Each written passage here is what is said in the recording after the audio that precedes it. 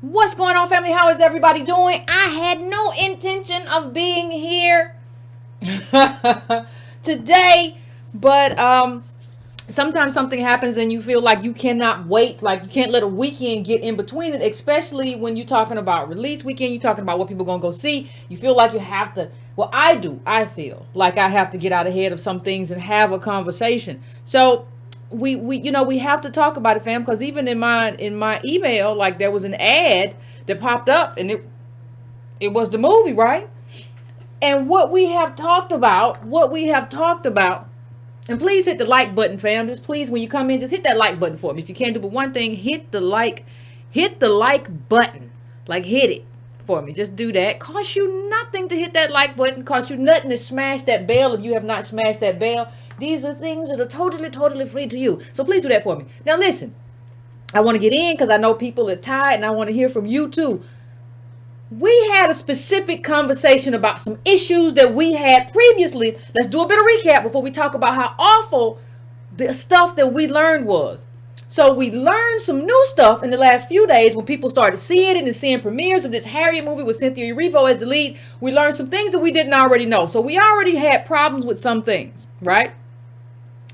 And the things that we had problem with in terms of who was going to portray and who portrayed this iconic, this freedom fighter, this led slaves to freedom. There is nothing, how can I say, there's nothing bigger than that. There's nothing grander than that. There's nothing more important than that and who Harriet was. So we already had problems, and the kind of problems that we had in terms of the role, we can talk a little bit about that by talking about, I don't know if you all saw it, but Erivo was on Hot 97. It was like, I mean, it was like watching paper dry or something. I mean, before we even get to everything else, like, I don't know how you can sell a movie, you don't have that level of charisma. But let's get into the actual what happened, because that goes into the problems that we had with the movie. So we had there's a Nigerian Brit in Erivo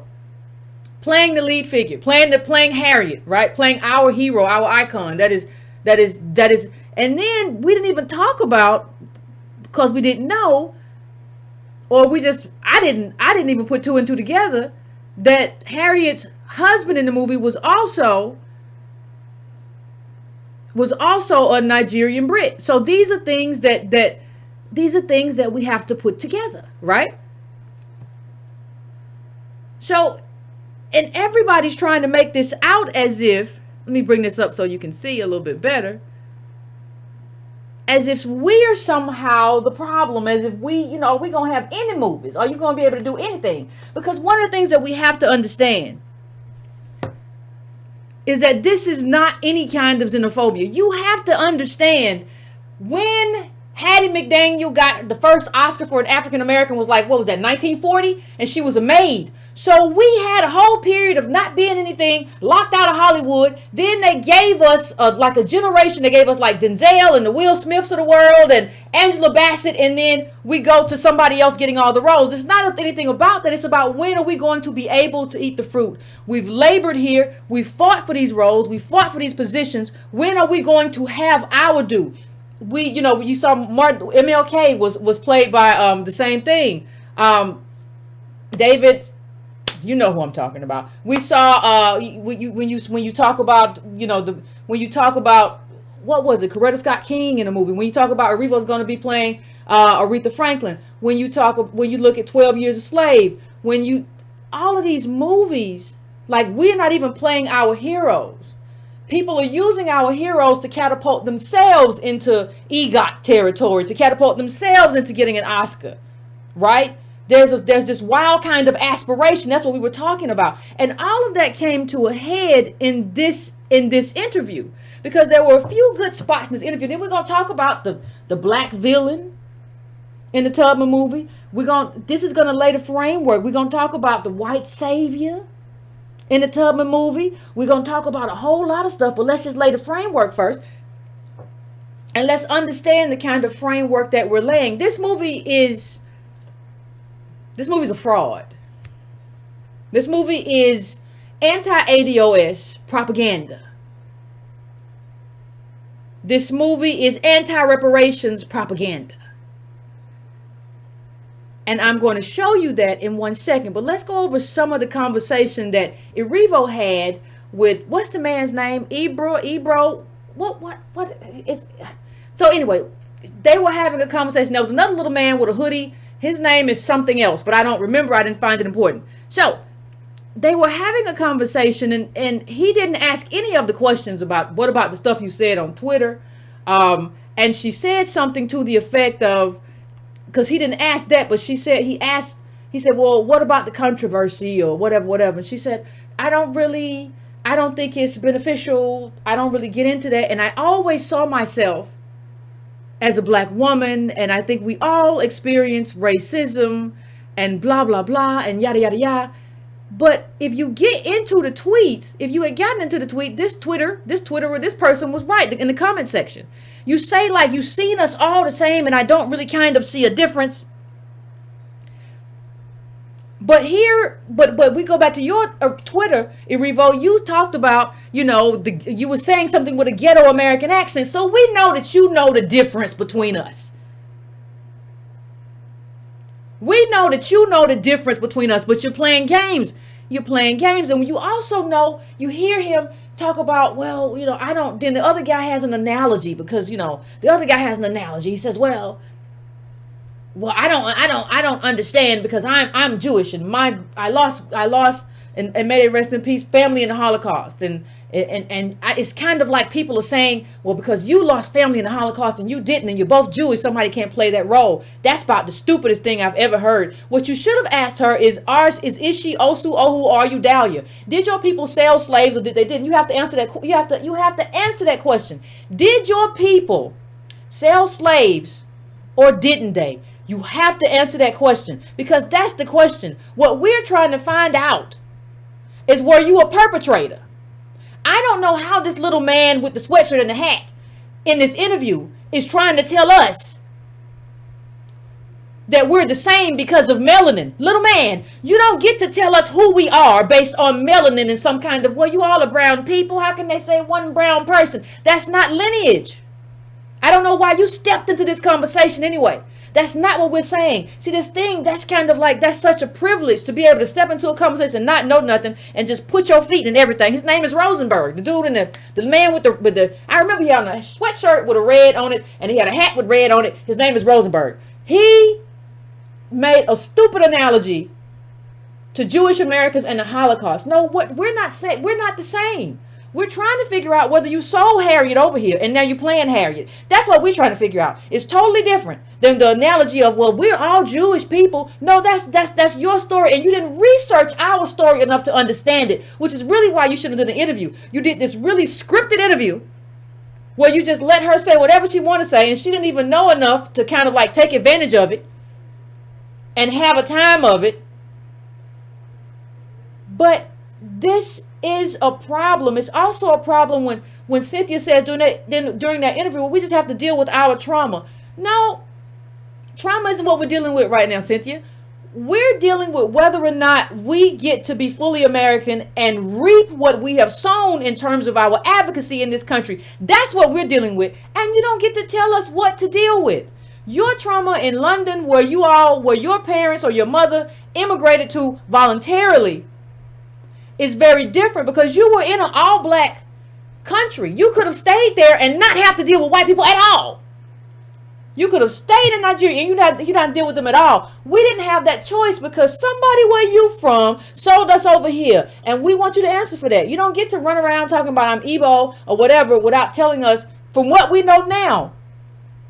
The articles we have now, we're asking you, did you sell us here? That's the question, and Rosenberg got it all wrong. So we're going to kind of move on, but but I just want to make sure we laid the framework of having two Nigerian, Brit Nigerians in lead roles in this movie that's about our hero. Understand, it wasn't just one, it was two. So you have to understand that, and that's very, very important to understand. Because we went from maids to Denzel. This isn't, God, think about when Denzel played Malcolm X. We had like one moment And then it was just over. And it's over not in terms of just this movie. It was over with MLK, with the David movie, and it was over with it's over with 12 Years a Slave. We can't play our heroes. And everybody knows that these kinds of movies get Oscar attention. That's why people want to play them, because if you can get a good studio, they got focus behind it, and then they got this script. Now let's talk about the script. We're going to have to talk about the script. We're going to have to talk about what happened, because I'm not going to see it. And I think what you see,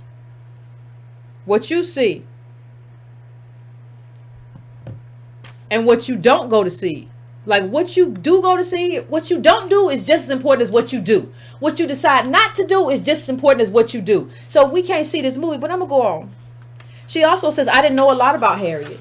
And then Ebro comes in and said, well, you know what? In the schools, they don't teach a lot about that stuff. So we didn't know a lot about Harriet either.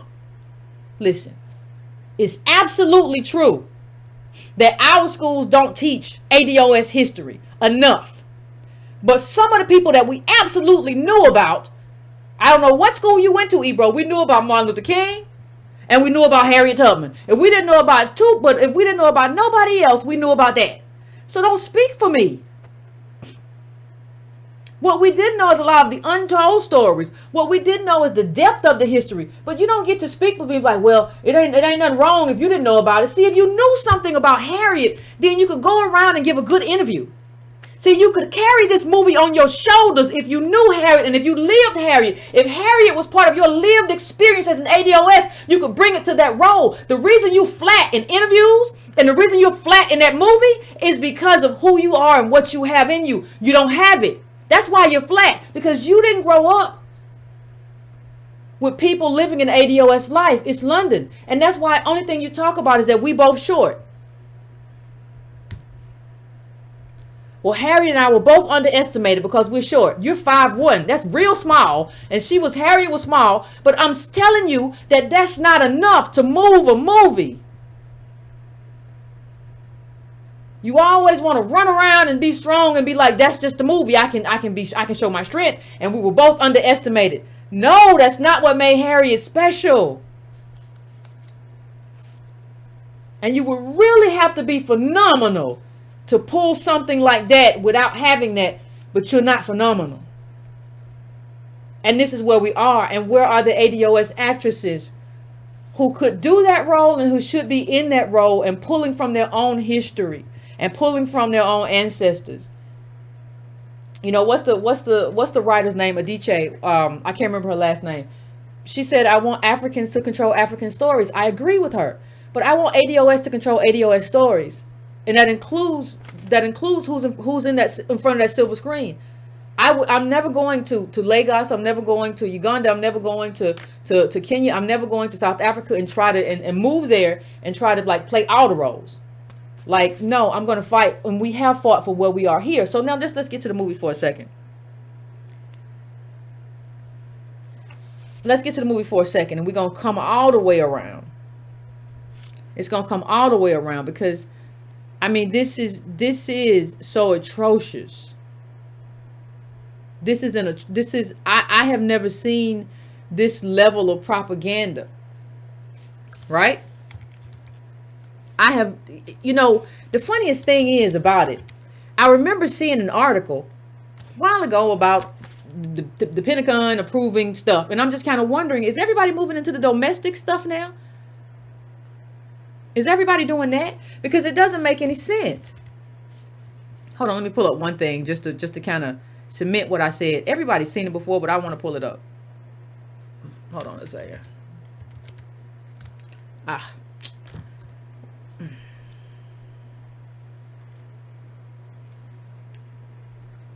So most of us remember this. So just in case you think y'all enslaved your own people, so I don't have any doubt that you enslaved us as well. But I want to go to the movie.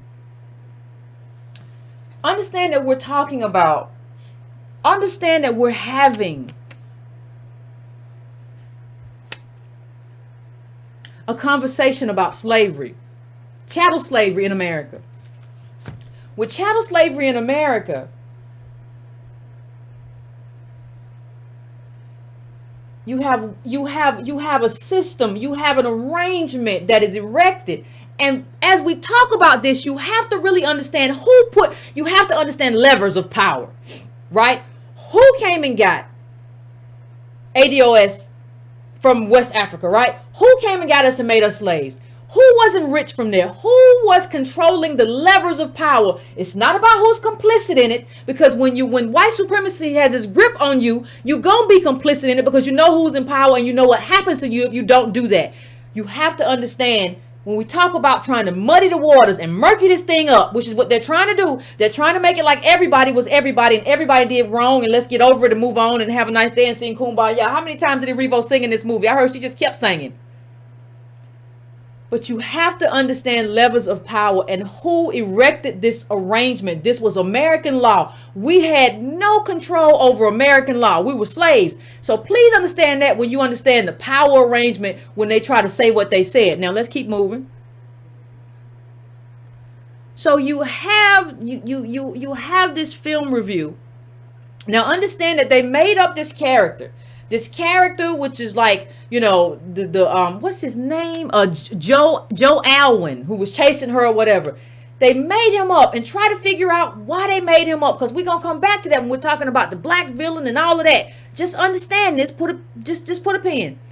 Joe Alwyn plays Harriet's most sadistic master, who grew up with her and has to suppress his love for her, to the point that he only talks about slaves with ugly animal metaphors, a completely believable 19th century racist characterization, but not exactly a deep or resonant one.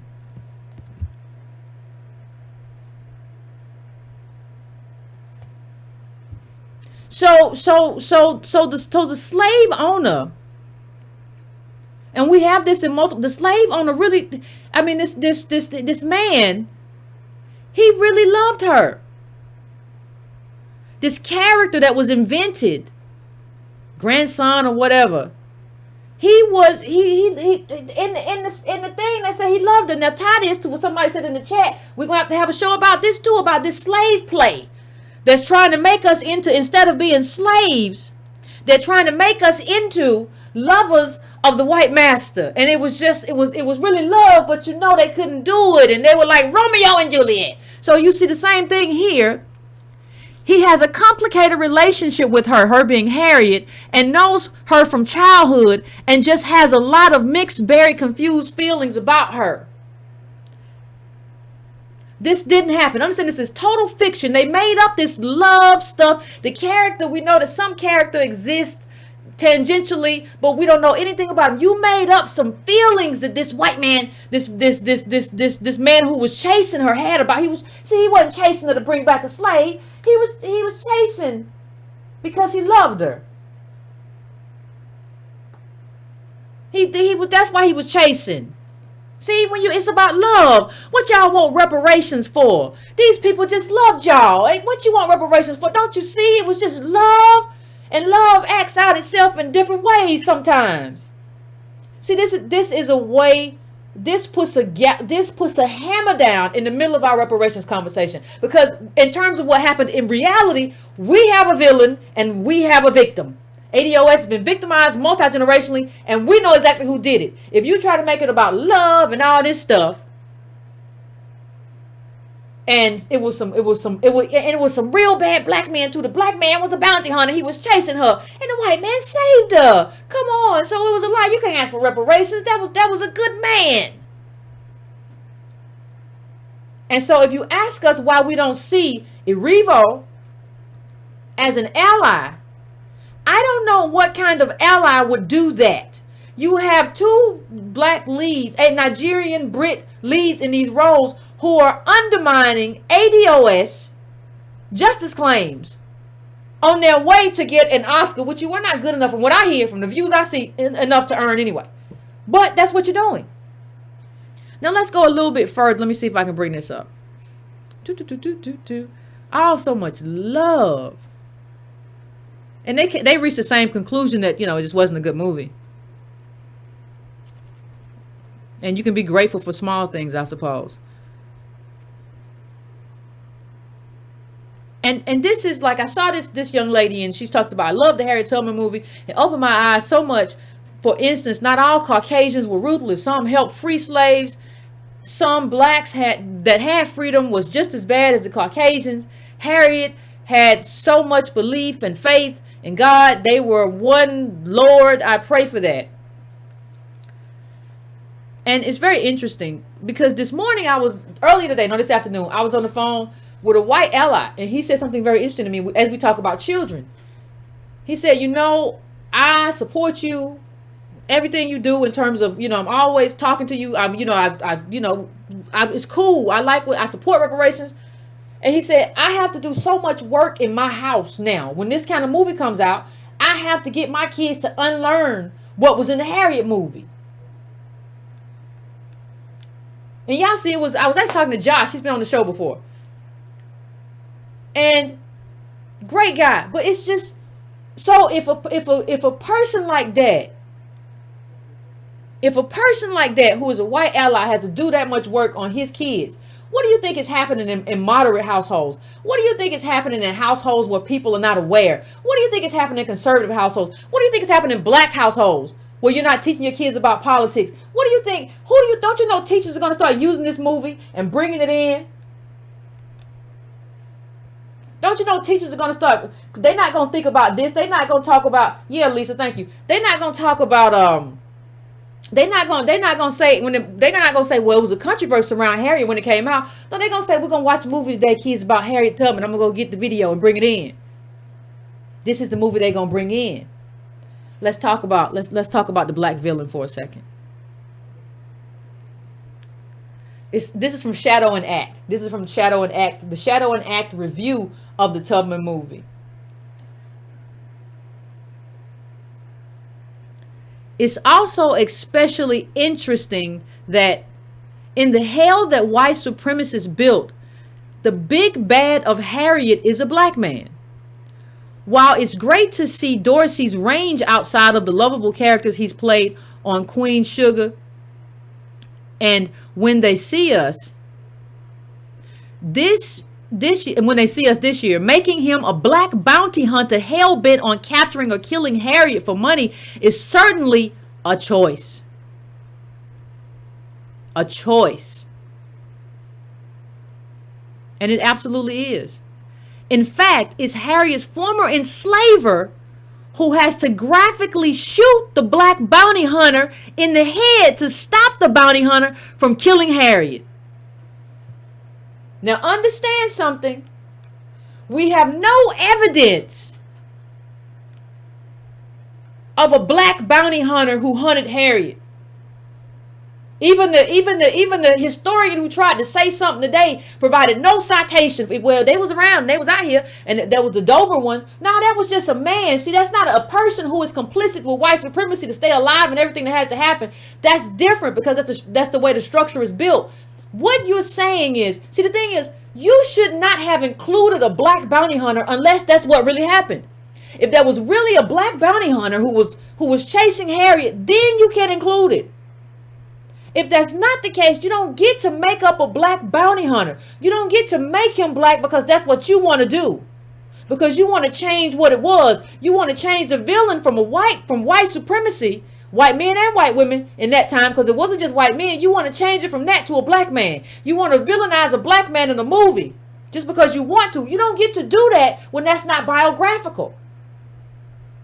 That's a racist thing to do.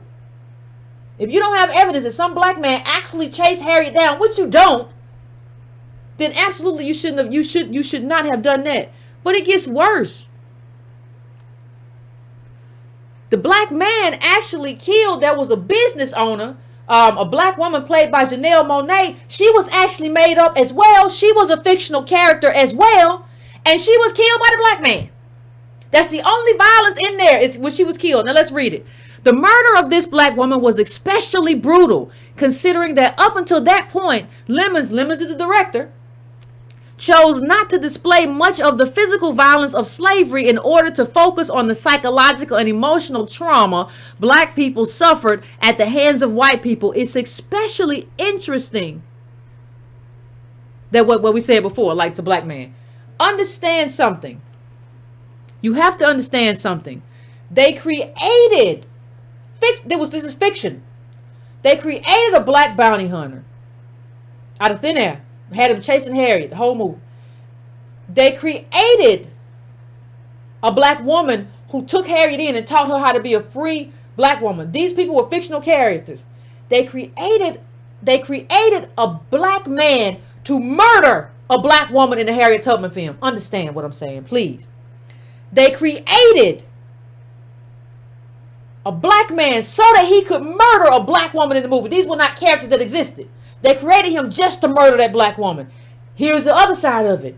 They created this white character who chased Harriet just to save Harriet. So they created a black man to kill a black woman, and they created a white man to save a black woman. Tell me that's not social engineering. Tell me it's not. Tell me it's not. So hold on a second. Let me understand something. Let's just make sure let's just make sure we're clear. Let's just make sure we're clear, right? Now, in terms of being ADOS, right?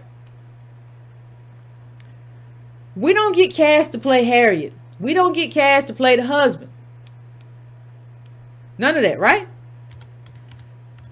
So what do we get cast to play? Well, we get cast to play the bounty hunter. You okay with that? The bounty hunter is ADOS. That's what we get. That's the role we get. What do you think? What do you think that means?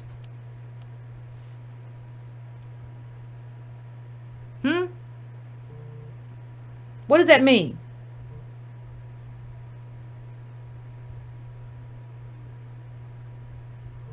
I'm just asking. You don't think we were vilified in this movie?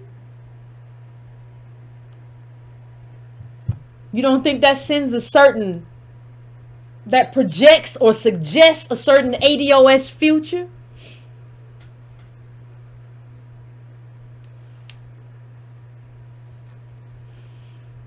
I'm just saying.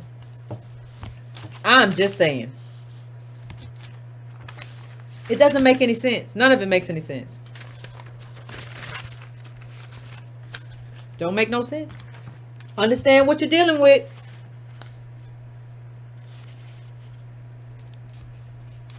Vicious murder. Vicious, vicious, vicious. But let me bring something else up. Hold on one second for me. Hold on one second. There's another thing in here that's problematic. Again, it's from Shadow and Act. Great review. Soon after the tables are turned. Now this is Harriet. This is, Harriet, the fictional white man, white savior, who had been chasing her, but they say he's in love with her too, even though he was a slaver and an enslaver. Somehow that's a romantic thing that they done made this whole thing up. Now here we are. Tables turn with Harriet. She got the gun. So here's what happens. Soon after the tables are turned and the gun is in Harriet's hands, and she has the choice to shoot or not to shoot her former enslaver, who is seeking to enslave, rape, kill, or do all three to her and many others. She lets him go with Michelle Obama-like ease and rise off into the sunset, victorious and holy. Killing white supremacists on screen isn't quite what this revolution movie is all about. You don't even get Django. Well, there was still a kind of a white savior who taught him everything, but he got to have some kind of vengeance. You don't even get to have any of that in this movie. None of that. You don't get to have any of that. You get a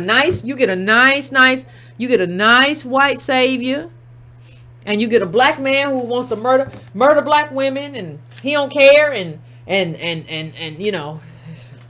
don't care. He don't care about black girl magic. He don't care about nothing. They're rewriting history.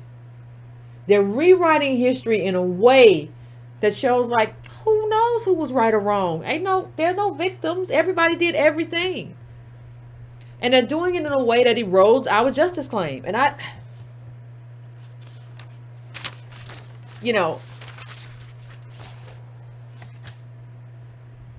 and that forgiveness thing, let me just say this. When she let him go, that's what, we always talk about in terms of these court cases, right? What was the, Boston Jean, when the daddy and the brother, everybody just wanted to hug the person who killed their relative. And we're saying that I have said, like, you don't get to demand forgiveness of us. And forgiveness is not just like, I should run and forgive you. There's work to be done. There's redress to be made. But what this movie teaches you, if Harriet can forgive her, enslave her, and kind of love him, and he really loved her, then why can't you forgive everybody? This is a forgiveness white savior movie. This movie is a problem.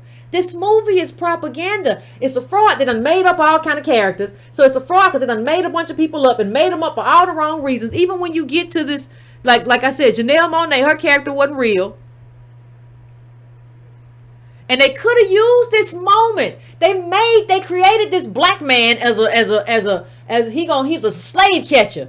But what we find out is, contrary to popular belief, slave patrols were not comprised solely of men. Women who owned slaves also took part. But no cases of free blacks hunting slaves were recorded. I'm going to say that again. No cases of free blacks hunting slaves were recorded. So you made up a black villain when you could have dealt with it realistically. You could have said, let's put a white woman out here with a white man and show that, like, this was white people as a group. These are white supremacists as a group hunting their slaves and stuff. Like, it's not just white men. Let's expand this and do a movie so we show that this wasn't about gender. It was about whiteness, and it was about what whiteness means in America. You could have done that movie, but you didn't. And you said, Lemons, it took me 10 years to make this movie. Well, you should have never made the movie. If you was going to end up making this, you just don't do it. You just wait on the opportunity to do a good movie, but you ain't care. And if Revo didn't care, and this man who played her husband, he didn't care. Somebody even said something about the husband being resentful that she ran away or some weirdness. Like, what is this? People gonna go all the way back and say, see, even in slavery, the black man was standing in the way. He was trying to catch us, and he didn't want us to be free. What? Do you understand that these people are inventing a whole nother alternate universe? And the book that said this source that I just put up, what was it at? This source right here. This was the source for this is the Harvard Press, according to Wikipedia. So this is not something that I'm making up. This is not something that I'm just saying and putting out there. See, they made up this Janelle Monáe character. This is the Janelle Monáe character. This, right, what's being described, this is her. The character of Marie Buchanan, a free black woman, and a free and successful business owner who takes Tubman and teaches her how to live as a free woman, is invented for the movie. You invented this woman who got killed by a black man. Tell me why you would do that.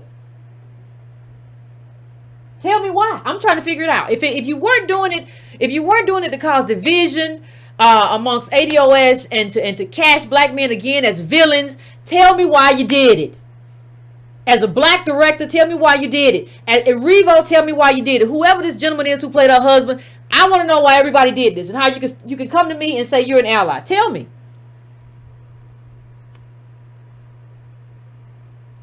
And then this historian goes on here with no sources.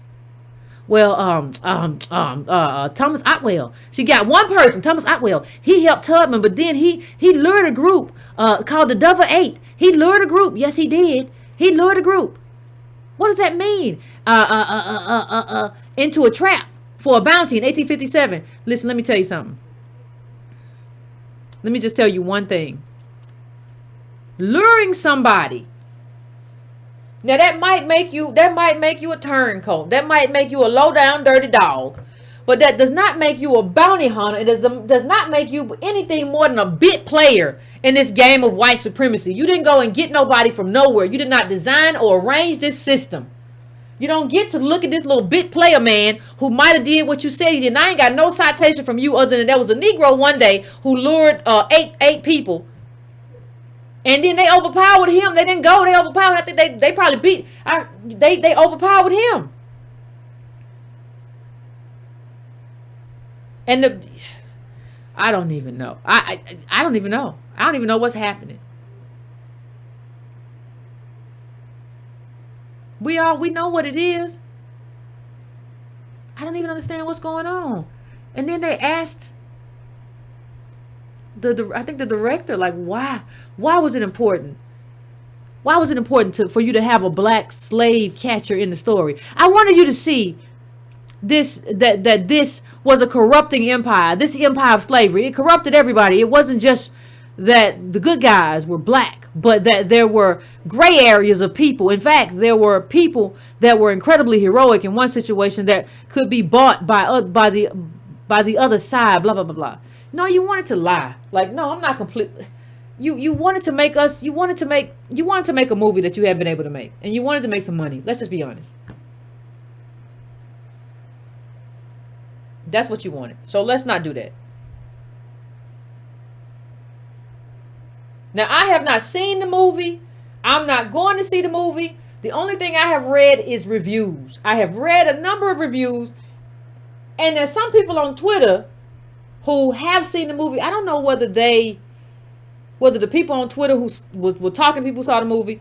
But the reviews are very, very, very telling. I'm not going to see the movie. And I'm not going to pay $1 to go see the movie. I don't even think I would see the movie if it was on Netflix, because I don't really need that in my spirit. But the reviews are clear. I ain't seen nothing. So just so we're clear, I have not seen anything. I'm not giving $1 towards this movie. I don't want this movie in my chest, in my neck, in my spirit. I don't want it in none of me. But what I've read is very, very, very, very troubling. It's very, very, very, very troubling. It's very troubling. It's very troubling. I don't understand. Well, I do understand. Let me just say this before we end.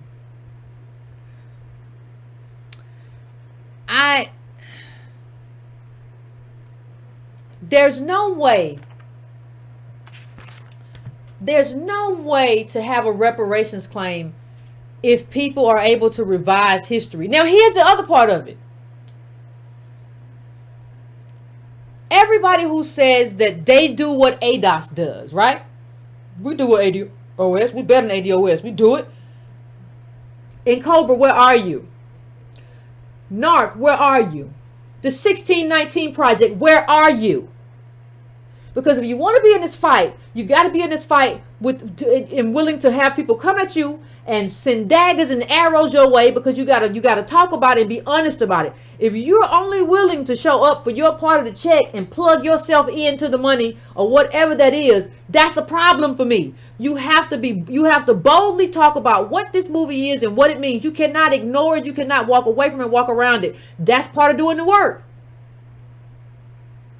Part of doing the work is that people are going to be very upset about me and have been upset. People have been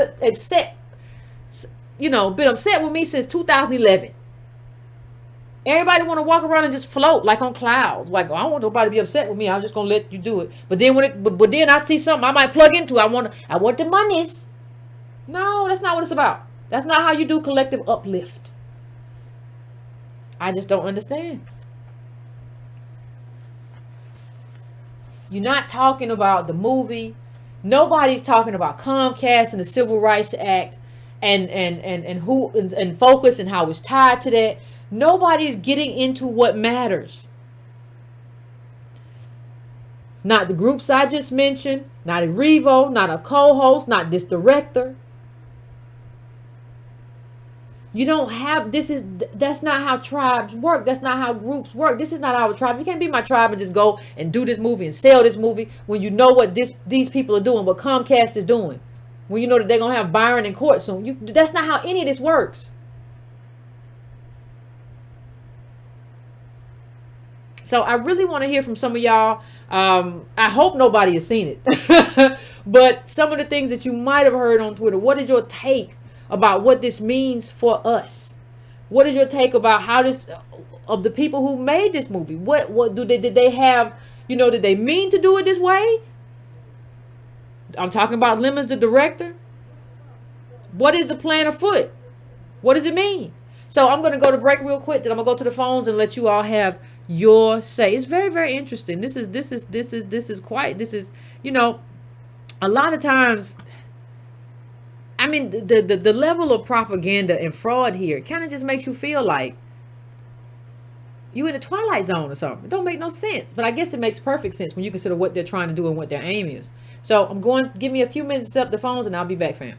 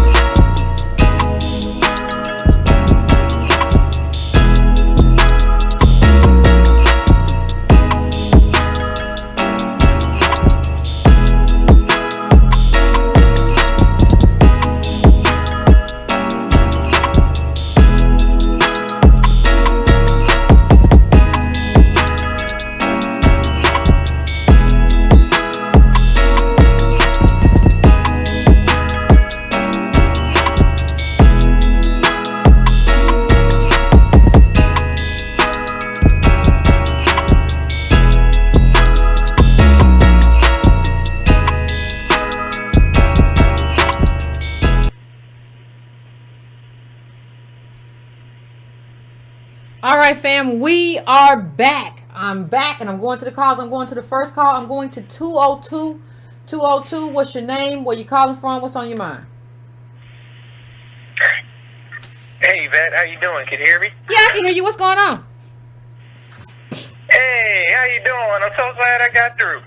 I'm pretty good. My name's Solomon. I'm calling from Tacoma Park, Maryland, just outside of D.C. Okay. Folks in DMV know where that is at. Okay. My wife and I met you at the conference. Oh, great. It was great to see you. I had asked you, I don't know if you remember, I had asked you how you feel about violence's proper place in the new civil rights movement. I loved your answer. Oh, I remember the question. I don't remember my answer. A answer. little bit differently. Uh-huh. But anyway, I wanted to sort of talk about, if you don't mind, the interview that Byron Allen gave on the Breakfast Club. Oh no, that's not the night for it, fam. It's not the night for it though. I apologize. We're trying to hit this Harriet thing tonight, so. I think maybe. No, all right, no problem, man. Yeah, no problem. I think maybe sometime next week maybe we might rehash that in a different kind of frame, and maybe you got any take on the Harriet movie though before you go? Yeah, I mean I agree with everything that you said about the Harriet Tubman movie. One of the things that I've noticed even in my personal life and trying to spread the word of ADOS, like I said, I live in the DMV and a lot of in the professional settings, a lot of times it's Africans and Caribbeans in those professional settings, academic settings. Not to say anything against them per se, just for doing that. But, you can sort of see their eyes kind of glaze over when you sort of broach, ADOS's position politically about where we feel we should be positioned in America. And like Tone and you and Tone always say, you might have to have that conversation with no expectation of getting anything from that. And that's sort of the through line that I experienced sort of trying to broach this topic, just with people who I consider to be friends of mine, or and before I had the ADOS identity, I sort of saw blackness as a flat thing too. So I'm coming to terms with that myself. You know what I mean? So. But I agree with everything that she said about the Harriet Tubman movie. I think that whether it's her own ignorance or not, she has been disrespectful to African Americans in her comments and her tweets. And we should definitely boycott this movie. This is our movie. And the only way I can see her doing that movie the right way, is if, okay, you got the part, but a lot of times it comes with the part is that you do press tours. Okay. Especially as the lead. And when you're doing a press tour, people are going to ask you, especially a black film, about your position on black issues. Yeah. And if you're not speaking authentically when you're on that press tour, at least say, you know what, I have an African-American friend who can speak more authentically from this position and bring them along with you on the press tours. And that's the only way I can see this working. Yeah, or refer it to somebody. I haven't seen her doing that. Okay. Yeah, I appreciate it, fam. Thank you. I appreciate you calling in. I appreciate it. All right, going to 310. What's going on? Well, this Tone Talks. So, I had to get up in here. So, I'm going to come around 4 different things. I sent you an image I wanted to pull up because I think that frames where I want to start. There's an article that came out on Black America Web on this, and it just frames that there's a pedestrian is an understatement. It's amateur, it's naive, it's undeveloped. Because, what you're seeing with Adolf is just the basic components of peoplehood, of groupism, of identity, and people don't want to even have that. I'm not talking about whether people want us to have that. I'm talking about you want to be in a hyper-competitive America without the basic components of this is mine. Well, then don't have nothing then. You don't get to have no media. You don't get to have no stories. You get to be the bottom. But you can't just make black males the bottom and they go to jail and that's going to be the answer. I read this article from Black America Web, and it's like a child's article. It's like, I don't know if it's the celebrity, Beyonce-esque concert following group that then tries to write on this, or it's just they really understand what it takes to be a full community. But they don't have the components to be here. And when I say be here, They don't have the components to have self-respect. If you can scroll up the article and read a little bit of it, just to be clear on what I'm saying. So I basically tweeted about this article. It was titled, "Why Are People Hating on Harriet? It's a must-see." What kind of child gibberish is that? But at the actual text of the article, I want to read the text of the article. If you read the text, what she basically said is that let me actually read it right now on my phone. It's the craziest thing ever. It says, Aribo may share the disdain that some Africans have for African Americans. Does it change her commanding performance as the crusading Harriet? What the hell? Not in my view. Let me read it. If she hates us, what does it matter? If she hates us, well, I mean, okay. How do you write that? She may share the disdain that some Africans have for African Americans. Look, when you're making a movie like this, it's really about our support of our own narrative. If you have disdain for us, I don't know how it don't change your performance for the person watching. I don't know where this woman comes from that wrote this, but she represents a section of the community that has serious issues in terms of development as adults, as structural, companions as we push forward for reparations. And I see this going on in so many different ways. And another way I saw this as I turned the corner was with Ebro. But before I get to Ebro, actually, let me talk about Cassie Lemons in the story. This movie is bordering on fraud.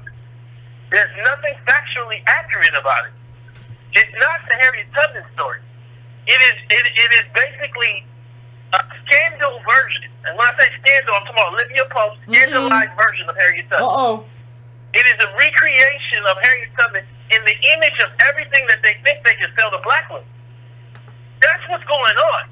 You have pretty much the ADOS male that's captured in this film is a bounty cutter, let's call him what he is, a slave catcher. They use the word bounty hunter because they don't want to deal with it. They made him a slave catcher when in all the annals of history, you really can't find no black slave catchers because they wasn't handing black men guns to go catch slaves. So you made this character up. Then you want to say you had Aribo on Ebro saying, well, maybe 12-year-olds should come see this film. You're going to have a 12-year-old black kid or white kid come learn the history of slavery from a film that makes up characters of black men going out and catching slaves. In a nation built on race, a nation that had decided we were 3/5 of a human, a community of white folks that were scared of black folks, carrying guns. This is the most ignorant. This film has no business actually in theaters. It's that awful. So you had the professor come out and try to say what Yvette showed, that it was one black guy, he kind of helped one. And then you had the Tariq along with other people come out and say, that ain't even factually really true. You don't have no facts for that. So you anchored this black slave catcher that chases Harriet through the film based on the reviews on a guy that may have existed, that might have helped possibly set something up, but wasn't a slave catcher. This movie is awful. For so many reasons, I talked about this leading up to it for about a year now. I talked about the Comcast fact. I talked about Aribo being Igbo and Dialia, or Ohu. I believe that she has not answered whether she's Dialia. That is, I don't know how you guys go see this film and not know if she, a person who seems like she lines up like she's Dialia, meaning she went to London, she schooled there, and then she came here. How did you get here like that if you Ohu? She don't answer the question. So let's just say Dialia slave trading, plays the role of Tubman, never said nothing about the Comcast, owns NBC Universal, which owns Focus Features that put this film out, while they attacked the Civil Rights Act of 1866. And you got people asking questions like Ebro. Ebro did this interview earlier, and it was harder. It's like he didn't have the comprehension to do this. He didn't understand what was going on. Well, then you don't need to cover this topic. Like, they gave him 5 questions, asked these 5 questions, but you don't really know what's going on. At one point, he says, what? Well, I hear that a lot of people don't want to support this film because you're British.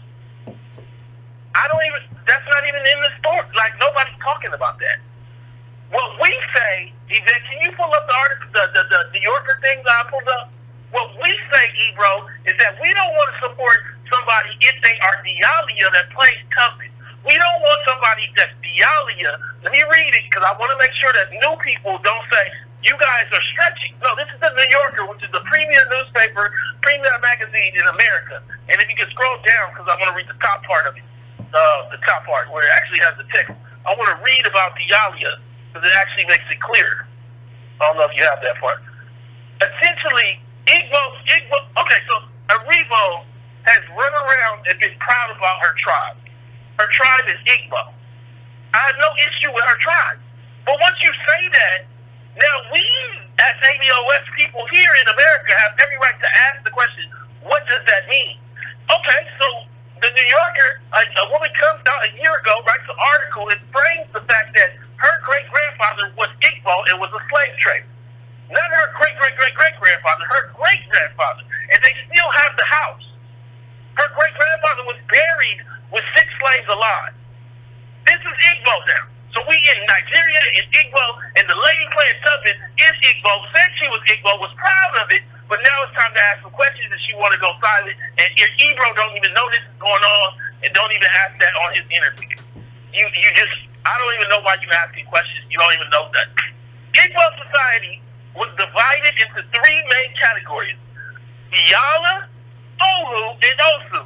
The Diala were the freeborn and enjoyed full status as members of the human race, meaning the Ohu were not humans. That's what we're dealing with. The lady who played Tubman may come from a whole cultural background where, let me finish, the Ohu were taken as captives from distant communities or also enslaved in payment of debt. I have no idea how we got here where they made up a whole movie that ain't Harriet's life. They got 2 Nigerian actors playing Harriet and her husband, Nigerians that may be Igbo Diala, both of them. And then you got a bounty catcher or slave catcher that is from Decatur, Georgia. Is that where you from? Decatur, Georgia. That is from Decatur, Georgia, chasing Harriet Tubman that is nowhere in the history of the. This is awful. I mean, this goes beyond boycott. A lot of y'all should write focus features. You guys should write Cassie Limit and demand an apology for this film. This is awful. This is maybe the worst film in decades as far as displaying slavery. And we're in the middle of a reparations claim, and this does nothing but muddy the water with things that are not factually accurate. At least if it was like factual, if there was actually look, I'm going to end on this. When we know that there really weren't, according to the Harvard Press, I want to share that book just to make sure everybody gets it right from Wikipedia. It's like, where'd you guys get that from? The book that you can get this from, the citation that Sally had, this was put out by the Harvard Press, so they do their research. Slave Patrols, Law and Violence in Virginia. And so, like, essentially, she says, and Wikipedia sourced her, that there were no black slave catchers. It's the narrative. So now Harriet, the film, created a black slave catcher that never existed in Harriet's life. And even if there were a nominal amount of black slave catchers, in order to do it, in order to add that character into Harriet's life, you would need that character to have been documented in her actual life. You can't do it because black women like seeing that because of scandal, or you know that'll catch because your main target is black women, not black community or black families or black men. So who gives a shit that I'm going to throw black men under the bus? This film is awful, and it deserves none of our support. We should be boycotted because of Comcast. But now this film should just be taken out of theaters. It's that bad. I'll leave it at that. It is that bad. It is just that bad. And the thing is, we didn't know it was that bad. I didn't know it was that bad until I started hearing about it. I don't know who was seeing it. I don't know, but on Twitter got live about early yesterday. Oh, I don't know. Some people must have started on Thursday. But yeah, Yeah, the villain is a black man, and so in white supremacy, and like understand this is one of the most, if not the most historic, heroes in our community. Like you made the villain, you found a way in Harriet Tubman's story to make the villain a black man and to give us a white savior. Like I don't know what to say about that or anybody who participates in that narrative. I'm going now to 425. 425. What's your name? Where you calling from? What's on your mind? My name is Jonathan. I'm coming from Washington State. What's going on, Jonathan? And, it's going to be hard coming out the tone after he just spoke. He preached. But I just wanted to, can you hear me? Yeah, I can hear you fine. All right. So I just wanted to chime in on that really quick on the Harriet Tubman movie. Mm-hmm. And I wanted to say, my opinions on this is that I'm very curious because I'm pretty young on millennial. I'm in college, right? Okay. In college, I'm viewing and interacting with all these immigrant folks and stuff like that. And what I started to notice is that they don't have the context, the same historical context of America that, us who've grown up in American as ADOS or as half ADOS, have done. And I was very curious about this, and I feel like, it's because of what the media and what they see about America and about, particularly why they harbor anti-African American sentiments like they see about African Americans. And so, thinking about that in relation to this, it's like I'm thinking that this is more insidious. Tone, Mr. Moore said that it was targeted towards black women, and it looks like from where he broke it down, it is majority. But I'm also worried that it might be also targeted to those immigrant populations that don't have any sort of historical context of African American society and don't know about our history. Because if you think about it, if you really think about it, when Hollywood wants to make a movie and cater to an audience, the most biggest thing about them catering to their audience is the lead, right? Yeah. They make Ghost in the Shell and all these Akira and all these other things, and those are Asian or Japanese movies, but they put a white main lead to make sure that caters to white American audiences. Okay, and so what I'm thinking is that there's a whole other facet to this, to where they're also catering towards this immigrant population that doesn't know our history, and that will come out, that will go to see this because one, this woman is an immigrant, and that they have a strong community of support, wanting to support each other, right? So they're going to go and see it, and then if they hear about ADOS, then it's going to be reactionary, like, oh, so ADOS gets this, let's go see it, and they're not going to be going into those theaters with a critical lens to see if this is true or not, and they may have never even heard of Harriet until they got to those theaters, right? And so you just have this creation of this horrible thing. And another thing I wanted to touch on was, a lot of times I've been hearing that, African, Hollywood they have to come here for opportunities. I understand that, but, and then they get mad, but I really don't appreciate the vitriol that we're getting and the pushback that we're getting by demanding that we view that our historical figures are portrayed by us, and particularly on the fact that the fact that they lack the opportunities is not our fault. In fact, it is their fault. And I just want to just touch on that because they essentially, the ruling classes of Africa made those Faustian bargains that became unequal exchange, became deals of unequal exchange, and sold those slaves that eventually provided multi-generational free labor and wealth that would be used to build those empires and come back and colonize Africa. So pretty much the chickens that just come home to roost. They coming home, friend. And let me say this, fam. Also, I will say this. You're exactly right what you just said. The other part of what you said is this.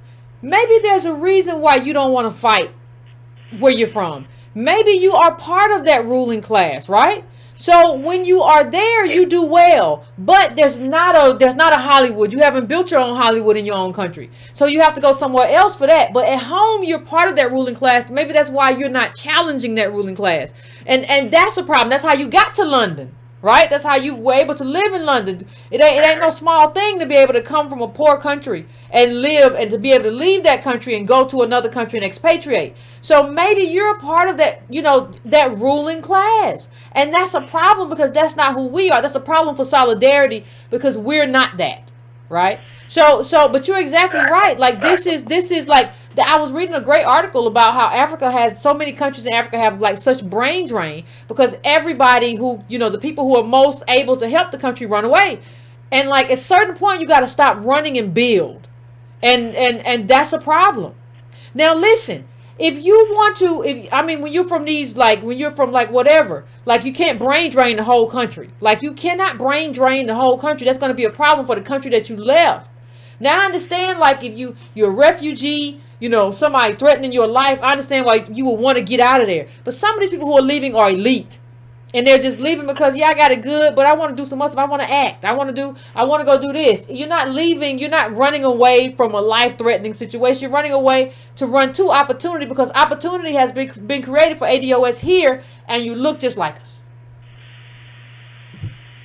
Yes, I agree. I agree. And like, just a last point I want to make, just like to respond to Mr. Moore and the fact that, about our peoplehood. Like, I'm pretty young, but I can clearly see it as clear as day that, like, our people are going through major growing pains of like defining themselves, and actually like thinking about like where they go from here as a community, right? And so and like with this Byron Allen thing and all these other things, I'm hoping that this isn't coming like too late, because I feel like some of this work should have been done decades ago.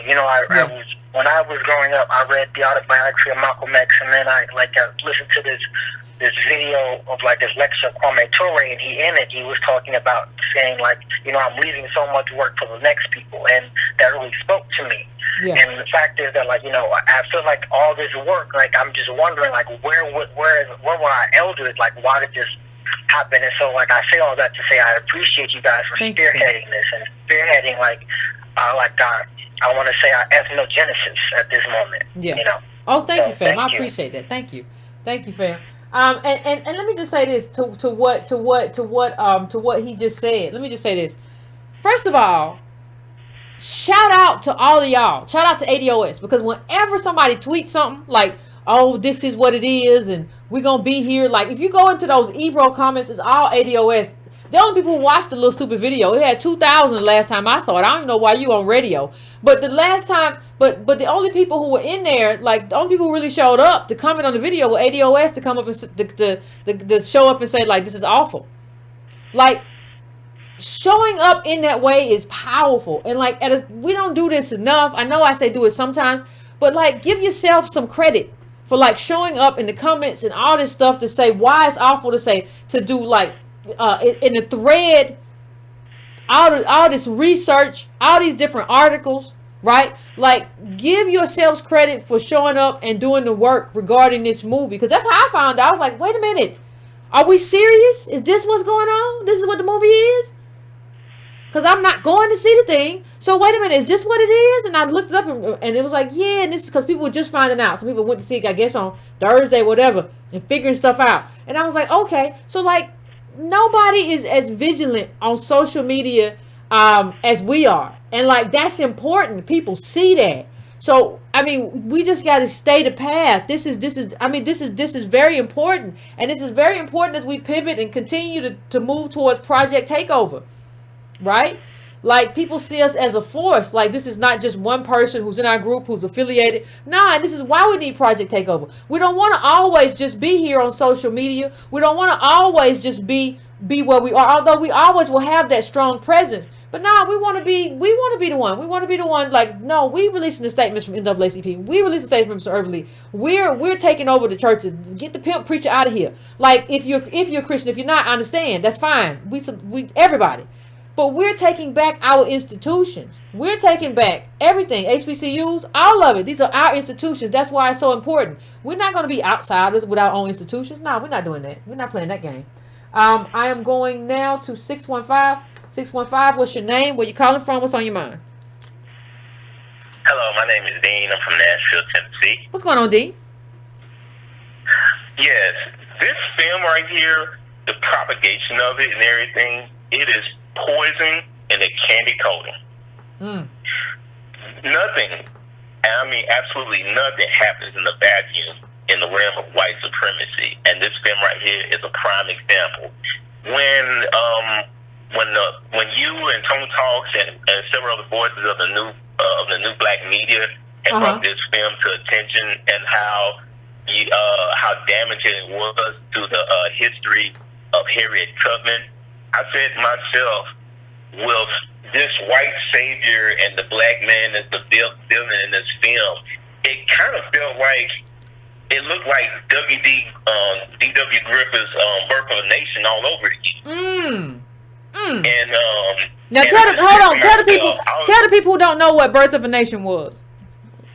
The Birth of a Nation was a film that was directed by D.W. Griffith, and it was adapted from a book called The Klansman by Thomas Dixon Jr., which was an open white supremacist. And actually, that film right there, it was just propaganda to make black people, especially the black men, as an animalistic savage that was just hell bent on destroying civilization as known by white people here in America. And it just basically gave the green light to do domestic terrorism against our people. Since we were brought over here up to this very day. And after you see so many clips and you hear about the reviews of this, I'm not even call it a film, this piece of garbage, it kind of feels, to me, I thought I was looking at the Bob and Jean Amber Guyver trial all over again. Ooh. And that's how I really felt right there. And I looked at it also too as another tactic to divide the black man, the black woman. Yeah. And just keep this gender war going on. That's why I got from it. And another thing is too, and you remember I think it was like 2 years ago when you showed a small clip of Fred Hampton, he was talking about the importance of a black political education. Yep. This right here is a prime example that those in the AOS community that have children and grandchildren, it is critical for the grown-ups in the family to teach them and educate them. And I think that's a very good reason why you have that Breaking Brown book club where you read books such as the year 1919, the year of racial violence. Yeah, that was good. Read the half that was never told and so forth and everything. Those are historical records that need to be taught in the homes to the children. That way, when films like this come up, they can see through all the smoke screens and mirror and look at it for what it is. It's just a propaganda piece. Now, this is my question I wanted to ask you right here. Sure, go ahead. Since they put out this propaganda piece of this film right here, do you think in the near future they would try to do this dynamic all over again with a Sojourner Truth film or a Ida B. Wells film? If it works, twist the narrative like they did with this one. If it works, yeah. If it works, they'll do it again. If it doesn't work, if this movie doesn't make money, they won't do it again. They'll have to figure something else out and they'll go back to the drawing board. But if this movie does well, and by well, I mean like considering what they paid or whatever, like if this movie does well, they'll absolutely do it again. That's why it's so important not to go see the movie. Like what Cynthia Erivo keeps saying is like, well, you got to go see the movie and judge for yourself. No, I can see the movie when it's on DVD and judge for myself. But do not go out and see this movie. Like, don't do it. We know enough to know. Don't do this. She's just trying to tell you to go see. That's the fair thing to do. No, Cynthia. Because if we go and do this and go see so I can destroy my frontal lobe, I think not. But I don't want to take up any more time because I know other people want to get on the line and speak their two pieces, and so I just leave it at that. Appreciate it, fam. Appreciate it. But yeah, that was a great call, fam. I appreciate it, and I think. I think he talked about political education. Some of you may not remember the show where we played the Fred Hampton clip about political education. And I think some people kind of always try to put the cart before the horse. And we're moving now towards advocacy with Project Takeover. But I don't think people don't understand why we took so long. And people are like, no, I just want to get out here today, Yvette. What you gonna do? What you gonna do? I want action. No, that's what children want. Children just want to go play. Like, you have to have a whole foundation that's laid. So when you get action, you're prepared for whoever you face. When you have a debate, you're prepared for whoever you face. When you show up somewhere, you've read enough, you know enough to where you're prepared for whoever you face. So what we have tried to do is lay a political education foundation, so you won't get out there and not know. You got the studies. You got some books under your belt, and you probably read some on your own. We got more books coming. We have that. There's a method to the madness, because if you do it, if you just go out there because you got ants in your pants and you feeling ants and you want to do something because that's what it really is. I gotta be in the streets. Why you ain't in the streets? No, if you get in the streets and you don't know enough, you end up frustrated, dejected, tired, defeated. You have to go out there with intellectual information that you can weaponize against whoever you're dealing with, right? And you can move how you need to move. That's what it's always about. Like, I had somebody tell me, you just afraid, y'all just don't tell people to get in the street. No, it's just not that. Project Takeover is about taking over. But you don't do that day one. That's stupid. That's how everything fizzles out. Everybody just get out there and then everybody realize we all kind of confused. We don't know what we're really doing. We ain't getting very much at all. Ain't that something? It's so strange. Anyway, I'm going to the next call, fam. I am going to 202. What's going on? Hey, Yvette, how you doing? Pretty good. What's your name? Where you calling from? What's on your mind? Sure. This is Paul. I'm calling from the DMV. Just calling to say that I am so very thankful for this kind of media, because this is exactly what we need. You know, we're just not getting this anywhere else. And even from the other, media that cover these topics, it kind of seems like you always hit the mark first. But one of the things that I wanted to say about this movie that I wanted to make very clear is that movies like this, it's stuff like this happens too many times to be coincidental. And I believe that the messages that they're sending in this movie is very deliberate. It's very damaging, as we've been talking about, but it's also very deliberate. I don't think that we can chalk it up to ignorance or someone made a mistake somewhere in Hollywood, et cetera, et cetera. No, this is very deliberate. It's just that I find it kind of hard to imagine what kind of conversations they're having, behind closed doors when they make these kind of movies. So I just wanted to make that comment, and thank you very much for everything. Thank you, fam. I appreciate it. Thank you, fam.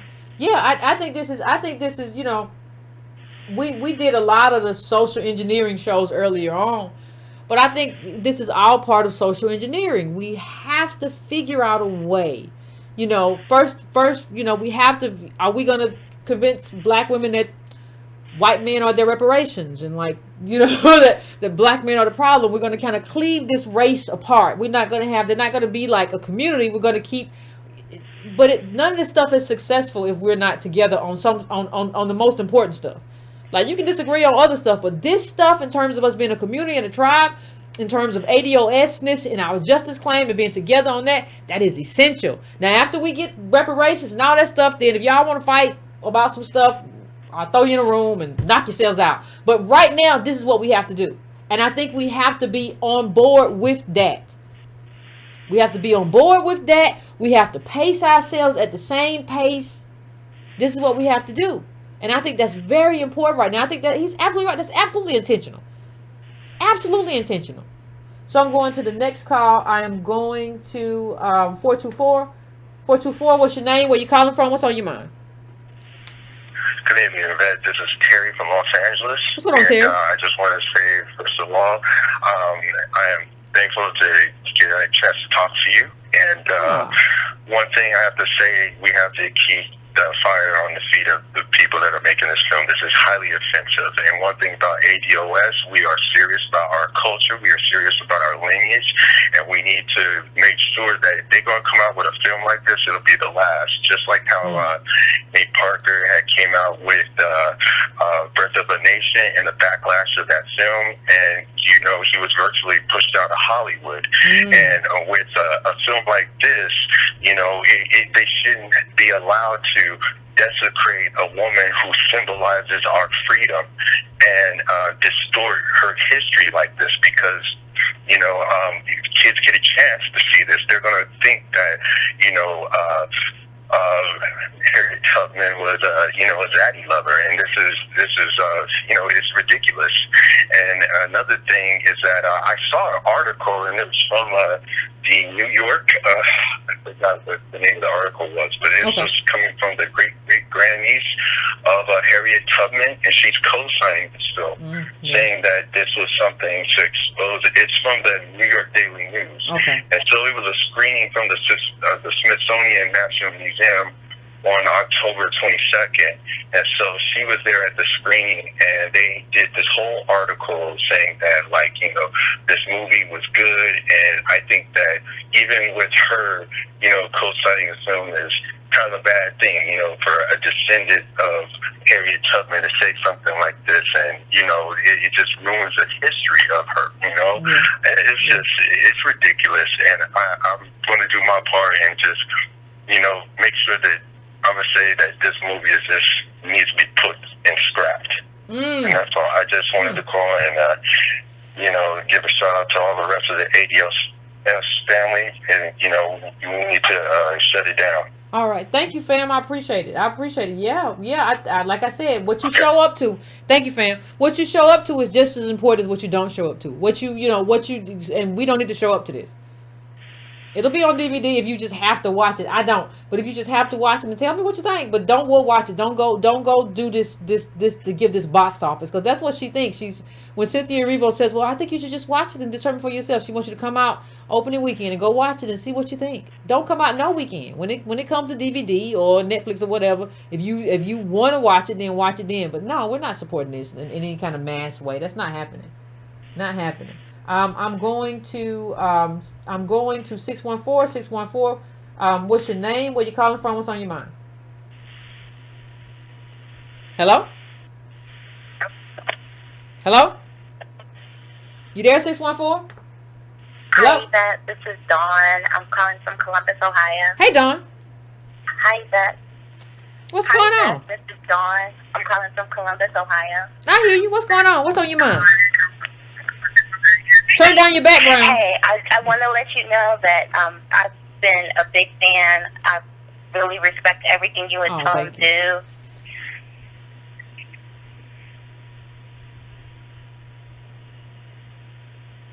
You still there, Don? Yes, I'm still here. Okay. I was turning everything down. Okay. I just wanted to comment and echo on some of the stuff everyone else is saying. Okay. It's really quite obvious at the point that this media is weaponized against us. We're fighting so many wars in this country. We're fighting against white supremacists. We're fighting against non-ADOS, diluting our claims, taking a little access we have. And we're also fighting ADOS that are enslaved to the Democratic Party, MSNBC, and accepting crumbs that are absolutely not what we deserve. We have images out here that they're using to erase us. They're all out attacking our claims with this Vlad TV, this club, the music. They're brainwashing us and turning us against ourselves. And the revisionist history, I believe, is a goal. And when you think about it, the etymology of the word media is an intervening agency, a mean, and an instrument. And they are using all of this media as weapons against us, and they're trying to splinter, divide, confuse all of us. And the thing that I'm really concerned about is the full picture, because we're honestly looked at as fringe in Black America, in my opinion. My parents are union leaders, and they get mad at me when I tell them Hillary Clinton's terrible, the Harriet movie's terrible. They're like, well, it's Black representation, and it's like a flat-out refusal for people to be honest or honorable about our history in America. Just look at that tweet that you showed about Little Tay that just came up there. It's just a flat-out refusal to be honest about what's going on here. And my question to you is, how do we deal with these black people in America that are willing to take crumbs, that are roadblocking our progress, that are telling us, oh, well, the Black Panthers, that's too extreme. Like, you guys shouldn't be like that. And like, this media that is like, Charlemagne, he's great. Like, no, he's not. Like, how do we combat that? Well, you know what's funny? It's funny, fam. Like, the first way to combat it is not to be complicit in it. Like, these people are around because that's kind of what we show up for, right? Like, the first thing you have to do is show up for it. Now, the second thing you have to do, which is, I don't even think it's the second thing. The first thing before the thing I just said, honestly, is you wouldn't show up for it if you had not already co-signed to that culture, right? So you showing up to that because you are also a part of the get the bag culture, right? So that's why you show up when people talk about get the bag. That's what I want too. I'm with that. I don't care about collective uplift. I just want to go get my bag. That's why you show up. So I think you have to really, everybody needs to have a serious conversation about who they are and what they really are for. You have to have a serious conversation with yourself. Don't tell yourself, yeah, I'm down for the people, when you really are about how to get your next bag, and you really don't care whose throat you have to cut to get it, even if it's one of your people. Like, one of your tribe. So you really have to be honest about yourself. And if part of your culture is just like, I'm just going to get it, I don't care. You done, that's been in your brain because there's been such a part, that's been hip hop, that's been such a part of who we are. Like, you have to kind of unlearn that. And I think when you unlearn that, you stop showing up for people who have that as their guiding force in life. You stop showing up for that because that's not who you are anymore. But I think the first thing to change is you have to change yourself and not be that person. And the thing in you that resonates with the Charlemagne will go away. And you won't even want to listen to it. You'll be like, I don't know how I listened to this for so long. This is some stupid stuff. I don't even want to be bothered with this. And even if you do listen, you would just kind of like, if somebody was on, you would try to, you would kind of cringe at what Charlemagne was saying. But I think you have to kind of change yourself first. When you change yourself, you're not going to run to a Charlemagne. You're going to run to something. You're going to run to some good media. You're going to run to some good content. You're going to run to a good book. You're going to run to good friends, good ADOS friends and family. Read any of those people. Yep. And the funny thing about it is that my parents appear to be so politically woke and plugged into this Democrat Party. And my father is my grandfather was a millionaire, and it's because he worked so hard his whole life.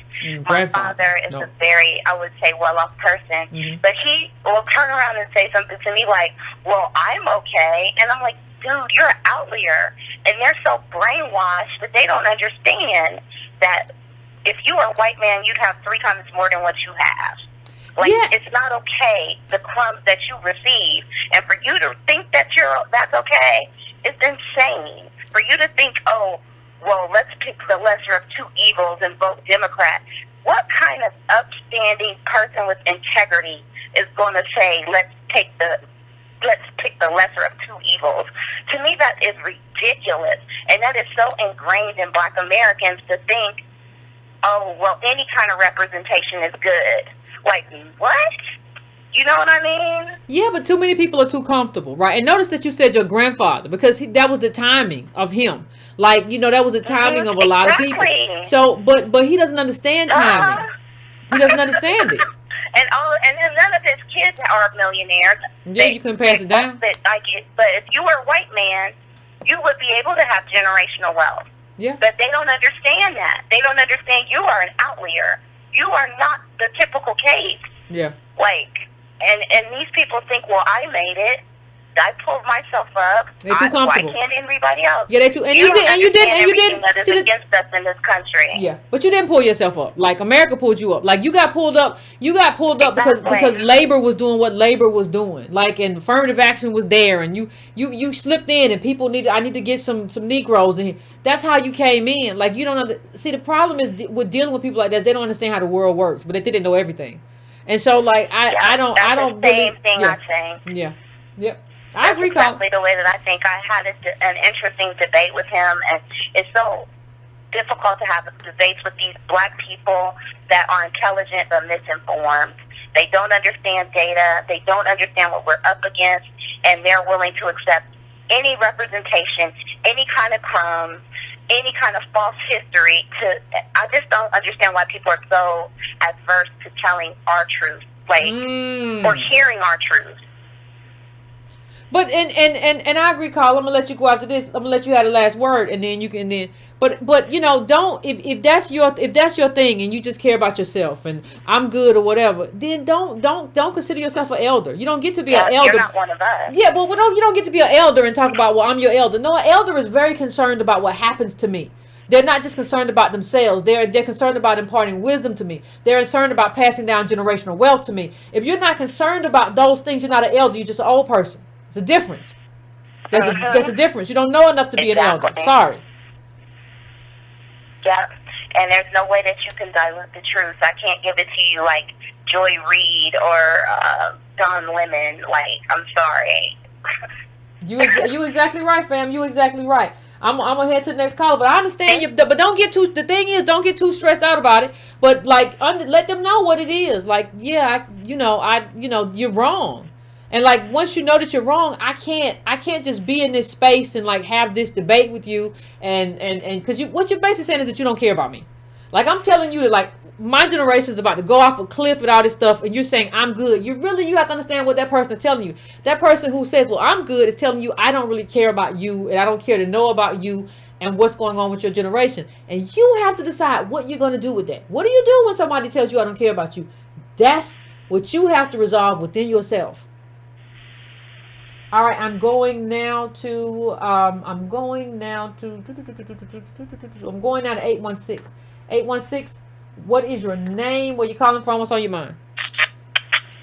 Hey, ADOS. Okay, so this is Deanna. I'm out of Missouri. What's going on? I was calling to... I'm sorry, what now? I said, what's going on? Hey, so listen, I was calling because, you know, listening to this particular chat is making me think about a documentary I had watched or an interview or something with William Steinron, or whatever his name is. Okay. That did the movie or the book about Confessions of Nat Turner, where he made that whole thing about Nat Turner killing that one white girl about a love interest. And when you said that Harriet in this movie, the slave master has a love interest for her, which is why he's hunting her down. And I'm thinking to myself, these people never stop with this nonsense. Like, what is it? Why do they always have to stick this in about there always being this love thing between us and them? Like, you're oppressing me. You're killing me. You're hunting me. You're wanting me to not be human. You're wanting to mistreat me. You're wanting to treat me in a way that you don't want to be treated. But I'm supposed to love you. I'm supposed to believe that's love. Just like with the Thomas Jefferson. Every time I hear some white lady talk about Thomas Jefferson and his love affair with Sally Hemings, and so, you know, I eventually just had to say, so you mean to tell me that man loved her, right? He kept her hostage, got her pregnant twice, and sold both of her children into slavery. Oh, but he loved her? Like, I don't understand what this whole thing is, why they keep slipping this in. You are a monster to me. But I'm supposed to believe that there's some love affair between us. It's sick and it's twisted. Yeah, what is your definition? What is your definition of love? What is your definition of love? And I don't understand how a person, a black woman, would even write some garbage like this. How do you write garbage like this? What is this thing? The vast majority of black women that I know are not these want to do the slave play nonsense. Like, it makes no sense. Yeah. It makes no sense. You're right. And I just wanted to share that. Yeah, thank you, fam. Thank you, fam. Like, I appreciate you, but yeah, like the thing is, like, as a community, like, people talk about integration, but integration never really happened. So we live around each other, and you know, and we're with each other all the time. It's almost like they take like this aberration of a black woman who this Olivia Popish and make that like everybody, and it's just like that's not how most ADOS black women live life. I don't even. And you make that like a goal, and you make that, and then even with that, that's a show. That was a show, and then you take that and you say, but this was the slave master situation too. You just say no. It's kind of like eh. And even if you push that further and say you did love the women that were enslaved, like what is love to you, dog? What is dear? What is love? What kind of what? What does that mean to you if that was what it was? Anyway, I'm going to this. I'm going to 404. 404. What's your name? Where you calling from? What's on your mind? Hey, Yvette, it's Doug from Atlanta. How you doing? What's going on? Nothing much. It's been a while since I called in. Long-time listener. Okay. I didn't get my name last time, but I would have been known as the Watch Party Protege. So I remember. after a long, long time. But yeah, so this whole thing. So the first thing I thought when I saw this new info about the movie was that basically this is a PG version of Slave Play. Because we got that Broadway play, with, called Slave Play. Yep, we got to do a whole show on that too. Black woman fantasizing about, being treated like a slave by her white lover, which is, it's ridiculous. The other thing is, this is just seems like a continuation of another nail in the coffin. Rather not, or feather in the cap, I should say, of folks that promote like the whole war of northern aggression. The South wasn't fighting a war about slavery; it was fighting for states' rights. Yeah, because it really just confuses everybody as to what happened. And so you have a lot of people that'll see this movie, they'll never read a book without Harriet Tubman. They'll never look up any factual information. They'll take movies as truth, because just a lot of folks just don't investigate things the way they should. And they'll go around and spout off like, well, not all white people were bad, and there were black people that did horrible things to each other. So really, we just don't we really just don't know what's going on. We just have to treat people as treated, whatever, that kind of BS. So it's just, I just shake my head, and particularly how so many of us are so desperate to see ourselves on screen that we, we'll just take any kind of representation and say that it's good. Yeah. And try to blow it off as if, it's just a movie. It's not any type of larger message. And we know that's just not true. If we look at stuff like, I think it's a book you mentioned, some time ago, what was it?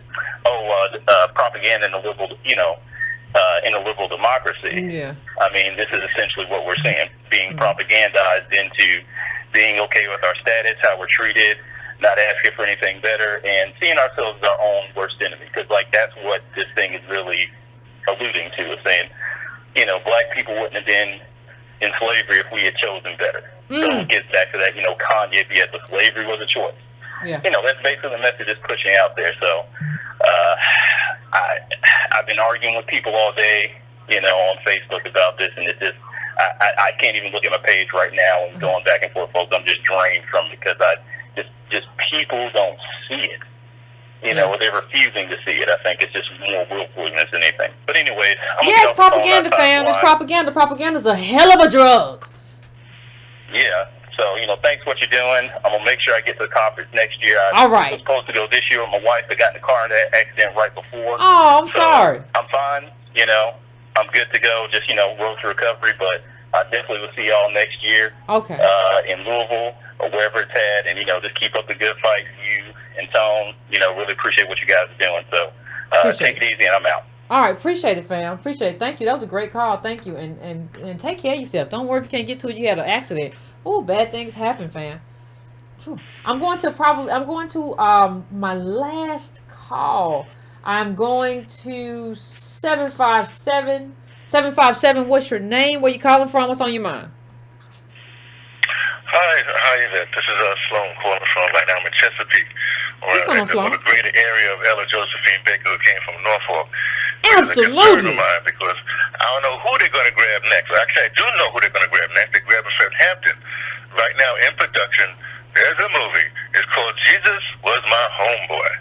And Fred Hampton is played by none other than that sterling British actor, Daniel Kaluuya, who we know from Get Out, and then he did Black Panther, which split a relationship with him and I guess Chadwick Boseman, because Chadwick Boseman is actually producing this film, Jesus Was My Homeboy. And also remember in Get Out, Lakeith Stanfield was in that movie, and he's also in Jesus Was My Homeboy, which is a film on Fred Hampton taken from the point of view of William O'Neill, who was the FBI informant that set up Fred Hampton to be killed. Okay, if that's not enough for you, Daniel Kaluuya played in a film called Widows, that put him into a whole nother level with a bunch of people. But these are all about relationships. Now, when Kathy Lemons and her husband, Ronnie Curtis Hall, that's like they're Hollywood like that. And so I don't know what's happening with the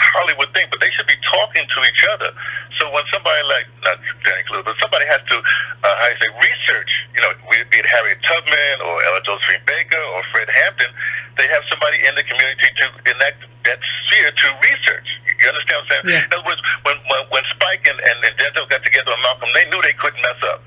Yeah. Now, are we going to allow Danny Kaluuya to play Fred Hampton and mess up? And if you understand what I'm saying, it's kind of strange to me that what's happening in Hollywood. The Hollywood people allow our icons to be taken by people. I'm saying that the Hollywood people, they have their circles, they know what they're doing. They allow this to happen.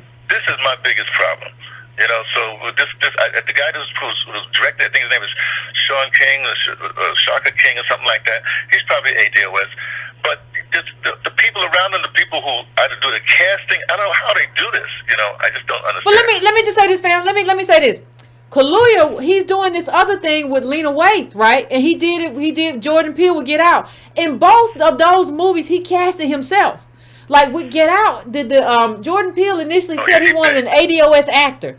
He Skyped Jordan Peele and was like, race is the same everywhere. You don't have to have an ADOS actor. So he rolled over him. We got a lot of weak people. And then with Lena Waithe, she was like, well, I had dinner with him. And he told me he wanted the script. And I said the script wasn't done. And he said, send it to me anyway. Well, first of all, with me, you bullying me. I said, it ain't done. It ain't done. Don't push me. That's you a bully. And then she said it's not done. Then he said, well, send it to me anyway. And he called her and he said, I'm the lead character. I'm whatever the character's name was.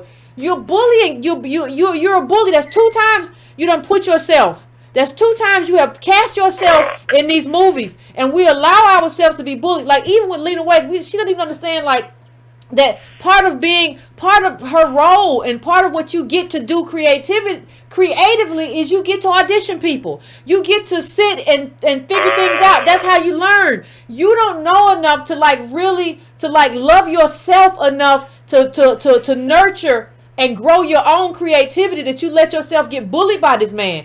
Well, Kaluuya is real good at bullying people. And everybody needs to take a step back and say, pump your brakes. You ain't that good anyway. And so pump your brakes about all this bullying. Now, Yvette, hold on. You say bully. Hello? I'm here, fam. Oh, sorry. You say bully. I say something else. He's a snake.